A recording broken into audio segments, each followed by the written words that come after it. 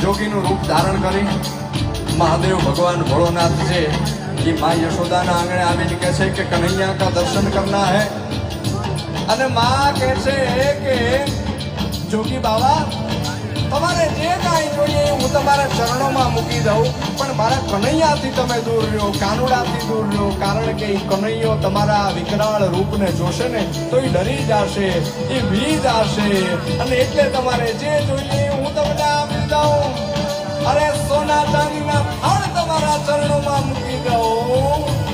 અને ત્યારે જોગી જોગી ઈ જોગી ઈ જોગી ઈ જોગી ઈ જોગી जवाब आवे थे न चाहिए तेरे दौलत दुनिया,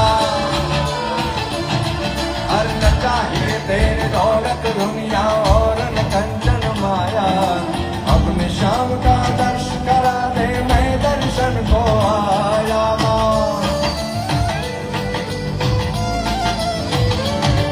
अरे न चाहिए तेरी दौलत दुनिया और न कंचन माया. अपने शाम का दर्शन करा दे मैं दर्शन को आया.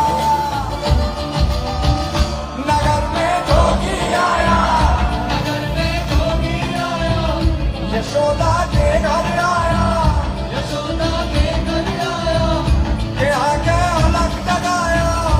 ओ सबसे बड़ा है तेरा नाम, ओ तेरा नाम भोलेनाथ भोलेनाथ भोलेनाथ